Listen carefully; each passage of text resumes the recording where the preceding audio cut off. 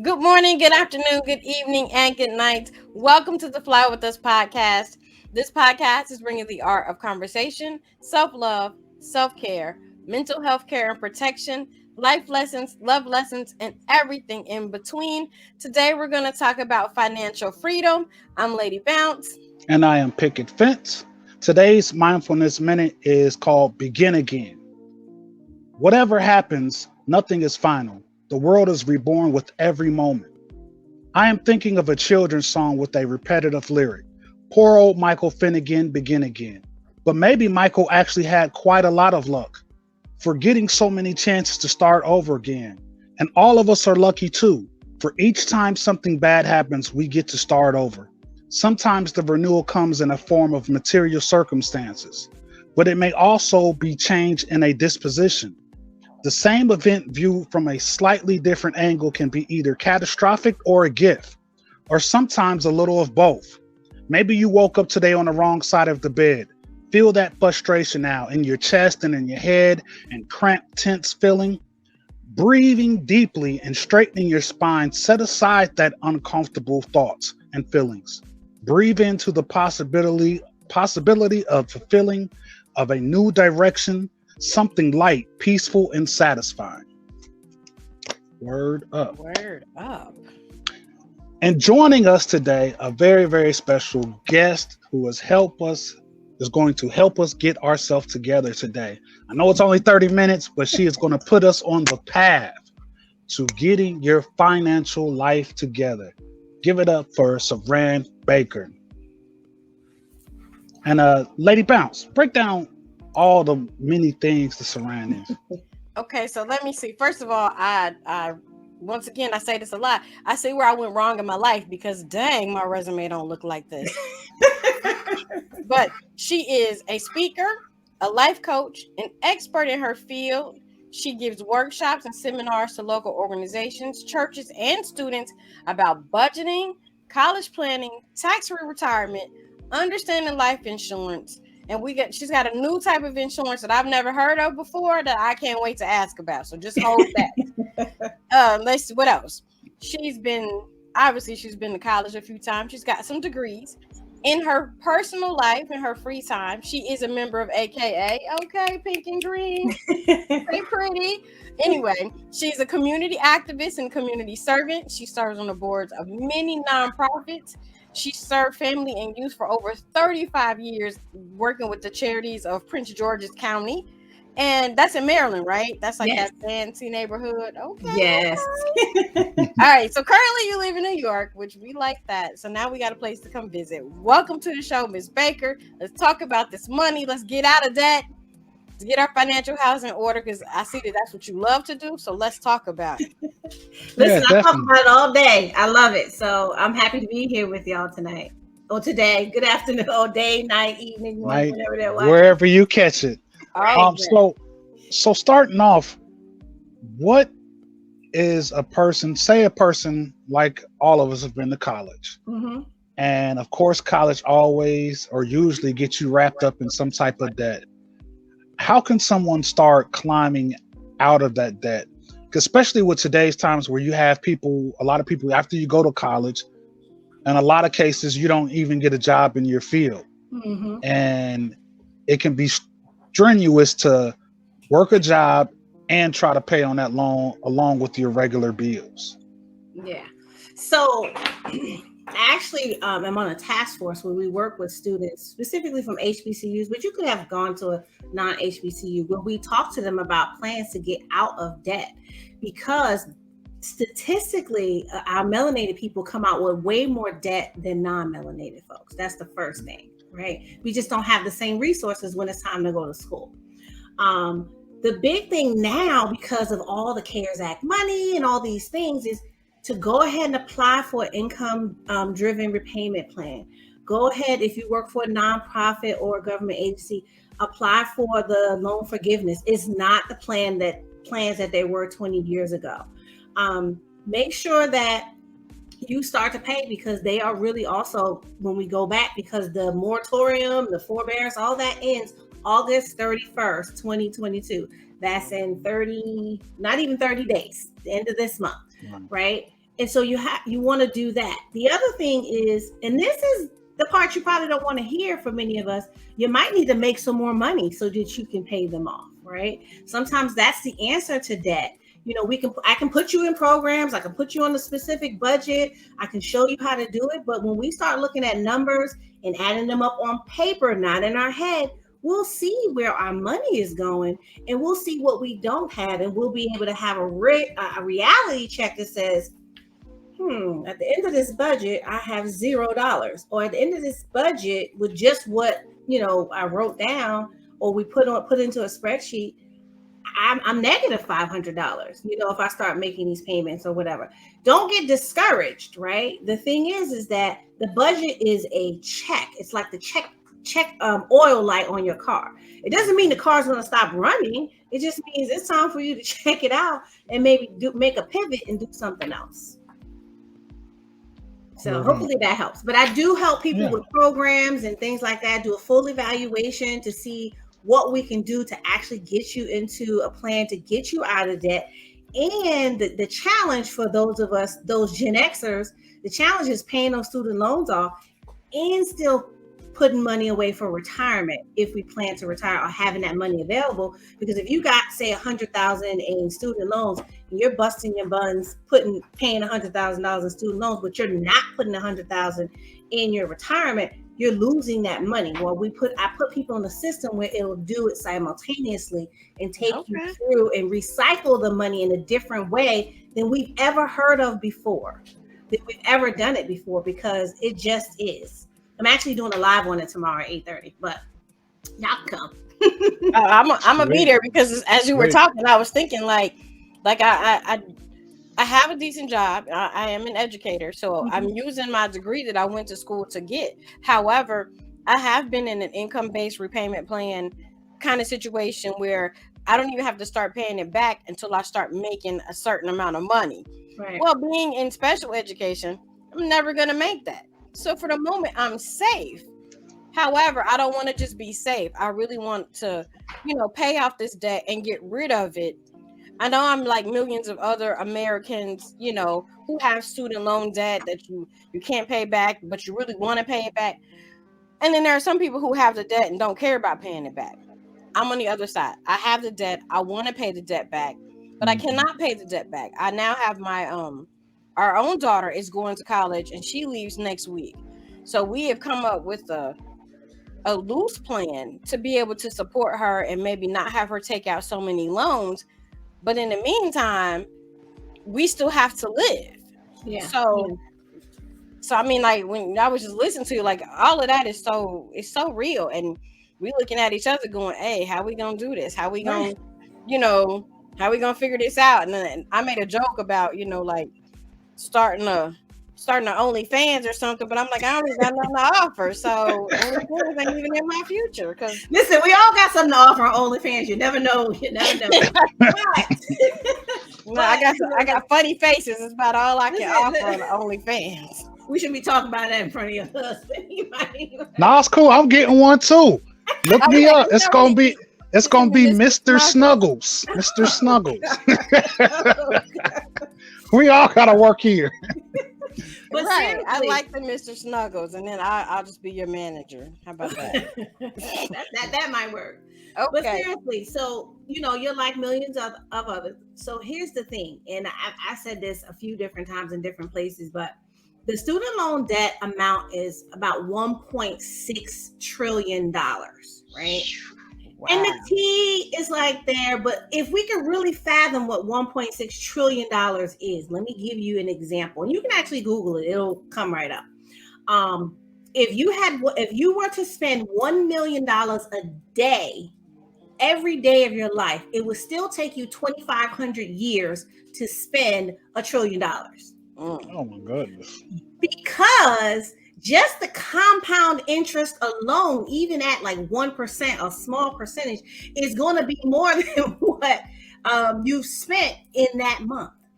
Wow. And so the thing is that that's how big the debt is just for student loan debt.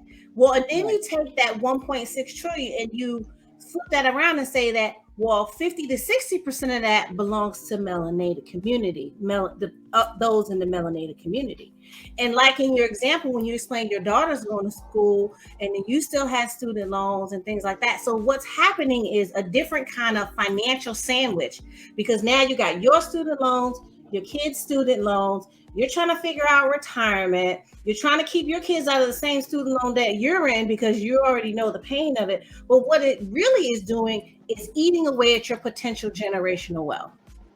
Because your kids will eventually have kids if we are so lucky, if that's in their life path, they will have kids, and then we'll all be still paying student loans for us and our kids when the grandkids are around. So where's the money for us to plan for them? Right. In the non-melanated community, I was talking to one of my colleagues in Atlanta. In the non-melanated community, they not only plan for their kids' college before they're born and their grandchildren before they're born, they plan for their retirement. For their kids and grandkids' retirement. They plan for it. Here's why. Because the power of compound interest is maximized over time.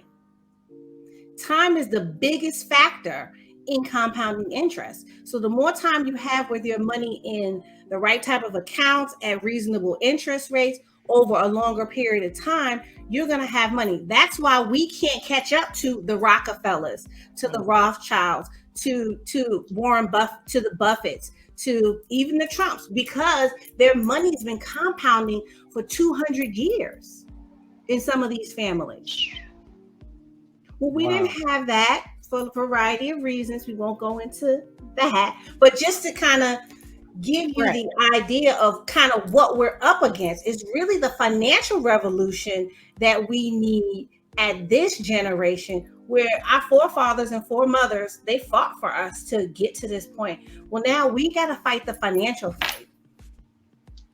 Right. That's dope. I like that. And I think that's real important. I wish you could come to our African American Cultural Festival, because we're trying to get people to speak on things like this, because like you said, that is the now and the future. Yeah. And I actually looked at the dates. I was trying to see if it could work and I could sneak to Cincinnati. I did look at it. I was like, I want to go. This looks cool.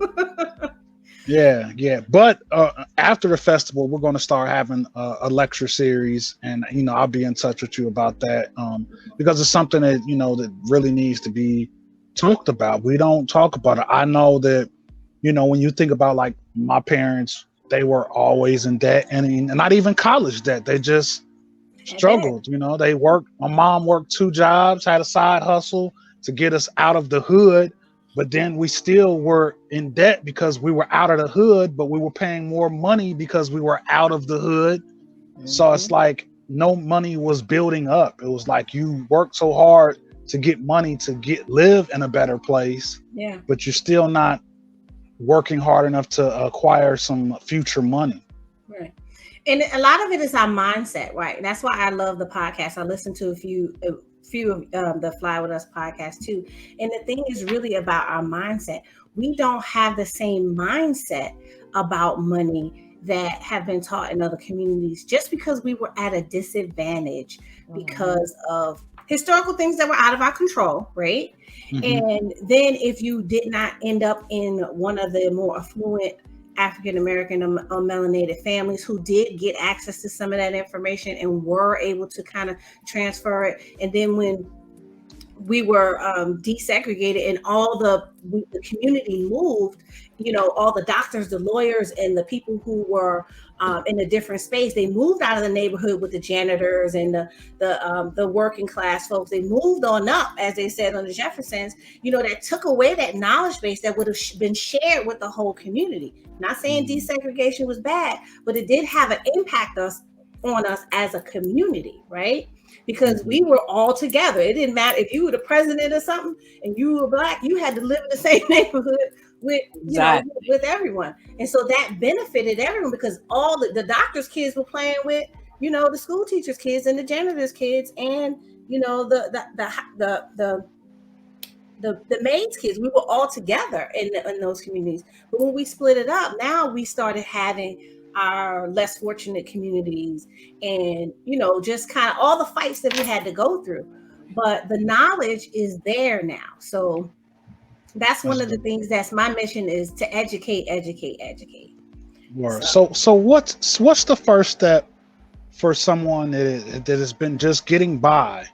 What is the first step? I know you talked about you may need to look at getting more money, but what's the first step? Like, say, for example, like I need to look at my finances. What are my steps to looking at my finances and making a plan to start doing better? So one of the things I talk about in my sessions when I talk about getting your financial house in order is putting a plan together, right? But really the first thing is to assess where you are. I can't tell you how many people keep their budget in their head. So if I ask you right now, Lady Bounce and Picket Fence, where's your budget? Is it written down somewhere? Not to put you on the spot. Do you have a written piece of paper with a budget, or an Excel spreadsheet, or an app, or something that you do your budget on? No. Okay.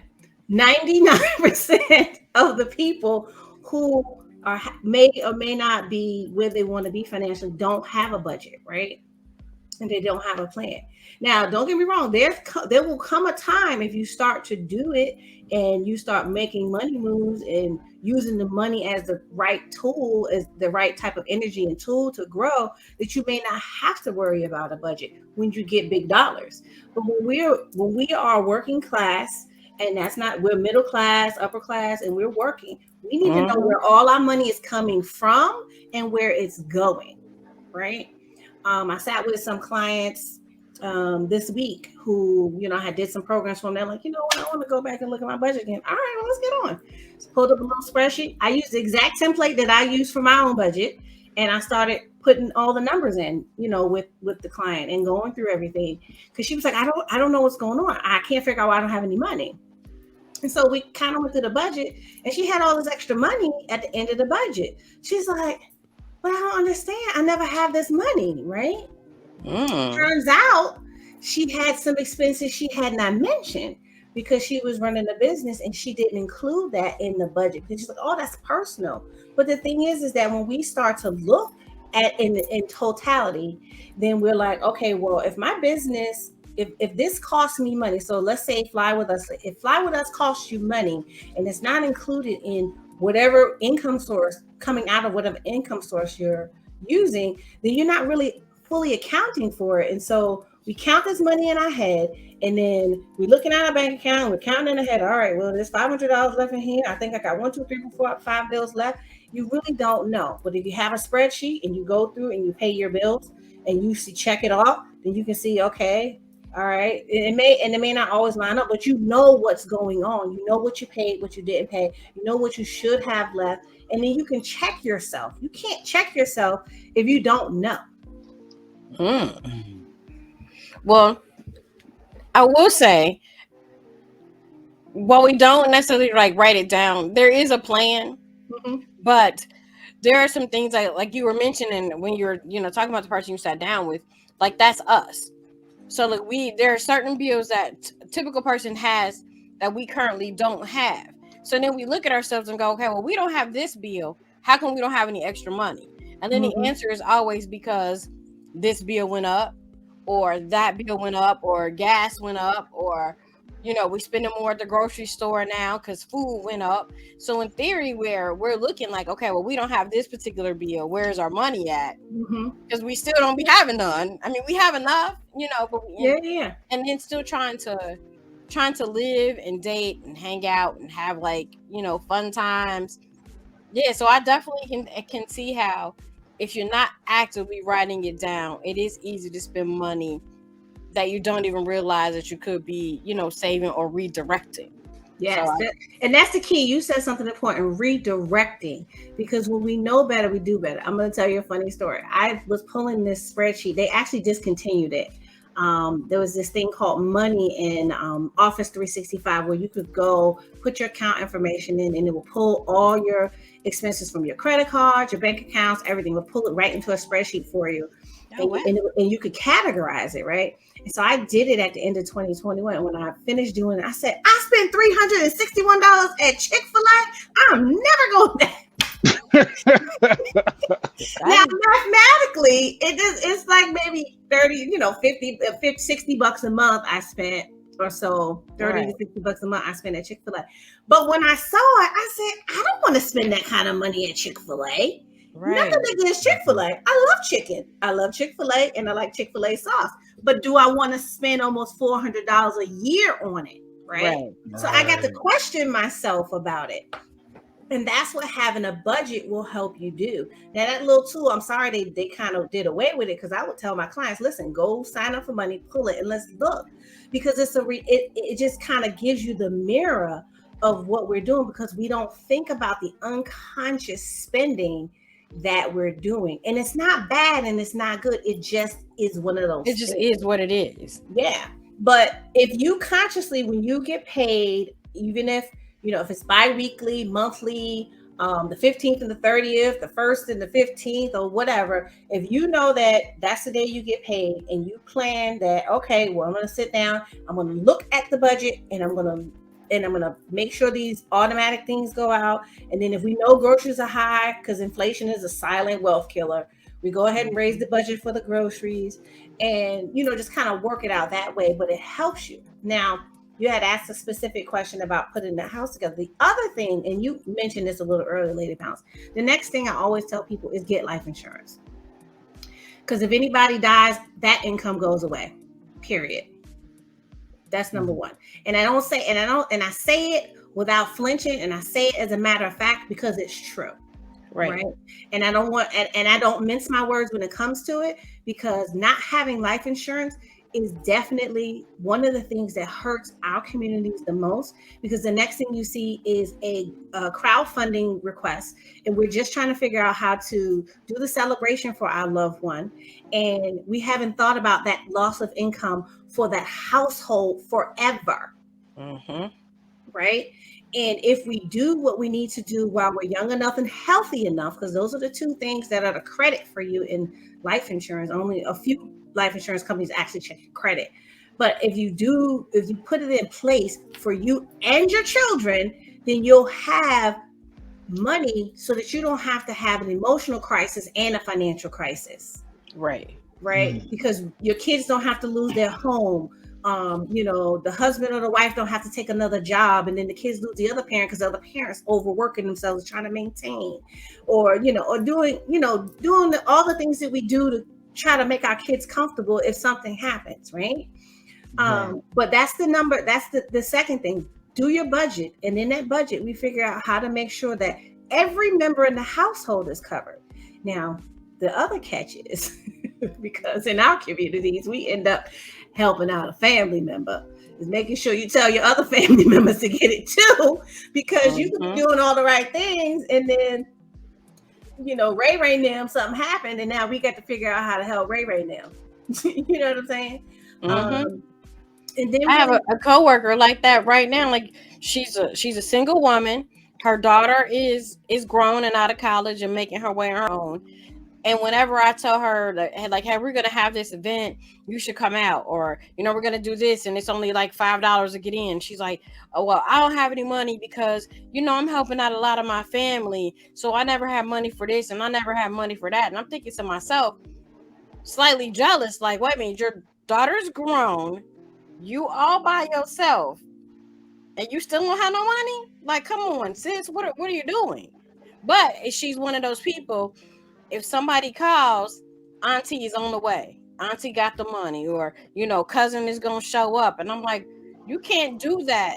And I don't do this, or just so I can give her the advice. I'm like, you can't help your family out to the detriment of yourself. So while I may not be banking financially, I also ain't helping Ray and them. Ray and them got to get it out the mud or off the shelf, however they get it. But they can't get it out of my pocket, because my pockets are already trying to maintain myself in the lifestyle that I've grown accustomed to. Mm-hmm. So when you said that, I was like, oh, that sounds like my coworker. Well, you know what? It's nothing wrong with helping family, right? But you used a very important word. Are we helping them despite our own safety. Mm-hmm. Well, that becomes a self-care issue, right? Because sometimes what we've done, and I'll be honest, I've been there. I'm the family member. I've helped all my families. I'm the oldest of 8, and probably not one of my sisters and brothers can say I haven't helped them in some way, right? But I had to learn the hard way. Probably around 2012, I was doing really well for myself, making more than 6 figures, almost double 6 figures, and then I lost my job. And then I had to figure it out. And then when I needed help, there was no one to turn to because I had helped everyone. And so the type of help I needed wasn't there. So then I got to look back and reevaluate, like, where did you spend all this money that you were making for all these years? And so I got to sit back and really take the time to say, well, you know what? I don't regret a thing that I did for anyone that I loved and cared for. But going forward, when I get back to my place, I'm going to be more discerning and more discretionary about who and how I help, those that I love. Because sometimes just not answering the phone right away and waiting 2 days to say yes or no might mean the difference, because they might still figure it out, right? But, kind of pulling back. But some of that is a psychological payoff that, hey, if I help them, they will care and love, and they'll be there for me. Well, as someone who's lived it, they're not there. They don't show up, because if they've always needed you up until this point, when you may or may not need them, they won't have it to give to you because they've never figured it out for themselves. Right. And it's an unfortunate thing. Yeah, I like that. And I like the fact that you said that, when you put yourself out there like that, without regard for yourself, that's a self-care issue. And then speaking of that, with all the stuff that you and all the people that you help, on the business side and families wise, what is something that you do for your own self-care? Well, currently I do a lot. Honestly, the experience I shared taught me a lot about what I wasn't doing for myself. In the recent years, I really worked straight to do things for me. I work out every day. Now, am I hardcore lifting weights every day? No, but I'm good for like a 30-minute walk, on the treadmill, to get the energy going. I typically listen to something positive and upbeat while I'm doing it, to kind of get my energy going. Actually, this week I started 30 days of affirmations, 7 affirmations, and I'll share them with you. And this week I said no TV. For me, I'm not a big TV watcher anyway, but I said no TV because I felt like I needed to refocus the time a little bit, because I was only really watching TV like right before bed. So I said, no, I'm just going to read my book right before bed and I'm going to go to sleep. And no social media Sundays. That is a new one for me because I realized I was doing too much social media scrolling, trying to figure out what was going on where, and doing different things, especially with having a business and all that. It just was too consuming. So I said, you know what, maybe you're going to pull back a little bit on it. So, but I feel the affirmation because if you want them. We've actually used that before as a self-care assignment, is take one day a week where you don't do social media, get away from the doom and gloom or the constant scrolling and being too invested in other people's lives. So I'm so glad you said that. So it's not just us saying it. This is a real thing that people need to take heed and do. Yeah, for sure. So if you want me to share the affirmations, I can. Some of them have to do with yeah. Oh, so, yeah. Go ahead. It's only 7, but I get up in the morning and I say, I believe in myself and all that I am. I am doing my best every day. I love myself for who I am. Money flows easily into my life, frequently and abundantly. Money works for me. I am grateful for every day, and I accept 100% responsibility for my life. And those are the 7. Wow. Yeah, I like that. Dope. Well, we're running over time, but before we get out of here, of course, we got to get to my favorite part of the show. Brain science. All right, so we've been talking about financial freedom. I'm going to give you 5 mental tricks that will make you better at money according to neuroscientists who study the brain like I do for fun. Okay. Saving money is hard. That's a scientific fact. Whether it's transferring money to a savings account or paying down debt, making smart financial moves can go against your basic human instincts, according to experts who study how the brain reacts to money. So, how do we fix that? I'm glad you asked. Overriding these natural instincts and transforming your finances won't happen overnight. So, here are 5 tips on how to save more money and achieve your financial goals. Pay with cash. Not every transaction feels the same to us, which is part of our cerebral cortex. Money comes to life, we feel the pain when we're paying in cash. When we're paying electronically or with credit cards, then it's easy to dismiss it as something that is not there. But when you have to physically go in your wallet, physically hand somebody the money, and you see it leave your wallet, that transforms your relationship with money in and of itself. So try switching to cash and see if you notice a positive difference in your spending behavior. You may also notice an auto adjustment in your spending nature just by using cash. Number 2 is something that you said is keep a money diary. So kind of keep track of what you're spending on so you can look and say, I spent $300 at Chick-fil-A, but for why? Because I can make a chicken sandwich at home, or I can make Starbucks at home. So definitely, when we write our money down in a diary, the same as keeping our own thoughts in a diary, it allows our brain to make a concrete connection with what we're doing and how we're spending our money. And when you track your actions over time, you can see where you are making mistakes and correct those mistakes and still achieve financial security. Number 3, with building a savings plan, start small. As tempting as they are, dramatic changes to your finances likely won't be sustainable. When people are in debt, one impulse is to throw everything at it. But forced deprivation can only last for so long. If you don't have savings, when the next emergency comes up, you may be forced to take on a new debt. So it's better to establish a long-term savings habit that can be adjusted as your life changes. Number 4, add and remove friction.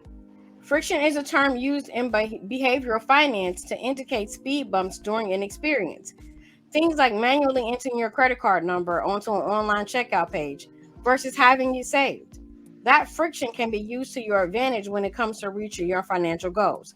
I know me, I'll keep something in my cart for forever because I don't have it on an automatic payment. And then when I actually have to type in my credit card number, sometimes in the process of typing in my number, I'm like, I really don't even need this. I don't even need to spend this money. And I'll, rethink the purchase. So that works. So you can add to friction by turning off one-click ordering, removing saved addresses and saved payment info. You can also remove friction by automating savings and investments from your paycheck, setting up auto pay for your bills, and paying for items with cash. The more you can make things automatic and less dependent on willpower or memory, the more likely you are to succeed. And last but not least, my favorite, accept that you'll make mistakes along the way. No one is perfect, and not all decisions will be perfect. The human brain isn't made for this world. It's important to give yourself some grace, understanding that our brains have not evolved as quickly as technology has. Getting on the right track financially, creating an emergency fund, for example, can drastically improve your mental health. It may just take more time and diligence to get where you want to be. We need to balance 2 considerations, the mathematical and the motivation. Every decision is an emotional decision at some level. Absolutely. And spending your money is no different. Word up. For sure. Word up. Dope. So before we get out of here, of course, you got to give your contact information, how people can get at you and get on this path of learning about money. Okay, well, you can reach me at saran10k.com. That's my digital business card. But I'm on Instagram. You'll find my Instagram there, which is covered by Saran, my Facebook, which is covered by Saran. You can go to YouTube, which is just Saran Baker. I just started putting content out on YouTube. I also go live twice a week, Mondays at 8:30 on YouTube and Thursdays at 8:30 on YouTube. But that page is the Millionaire Ladies Mob. I do that with 3 other melanated women in finance. And so we talk about all things money. Tomorrow, we're actually talking about getting out of debt and cash, building your own bank, type of things with cash moving money so that you can get more, build that retirement and pay off debt and things like that. That's what we're actually talking about tomorrow. But that page is Millionaire Ladies Mob, and it's all spelled correctly. So you can find that on YouTube at 8:30 tomorrow. Sweet. Well, we want to thank you very much for being on here. You kind of shook us up, helped us get on the path of getting this money right, especially like we said, with having one kid coming back home and one leaving next week. And we want to be able to help them. Like you said, we don't think about that, the future generations. We're like so busy on a day-to-day. So that's something we definitely going to be sitting down and talking with you to, work things out. Yeah. And it's never too late to start, right? Start where you are. It's just like anything else. Start where you are. You're not ahead of anybody or behind anybody. You're right where you are supposed to be. Word I like up. that. That makes me feel better because I'll be like, "Ooh, Jesus." For real, I be feeling like I don't even know why I be trying to talk to like people who are smart with money because I feel like I'm just existing and I'm doing okay, but I don't want to just keep doing okay. I want to do better than okay. So yeah. I mean, and the thing is my job is not to make you feel bad. My job is to talk to you about what you have, see where you are, and you decide where you want to go. And I help you along that path. It's not my job to make you feel bad. My job is to show you what you may not have seen because I'm talking to hundreds of thousands of people who need this. So I have a different perspective. It's like going to a doctor who has 10 patients or a doctor who has 100,000 patients. You're probably a lot better the person who has 100,000 patients because they've done it more. Word up. Well, that's our show for this week. You know where to find us. You can find us wherever you find your favorite podcast. We're on Facebook, IG, Twitter, YouTube, everywhere. It's your boy Picket Fence. I'm your girl, Lady Bounce. We out of here. Peace.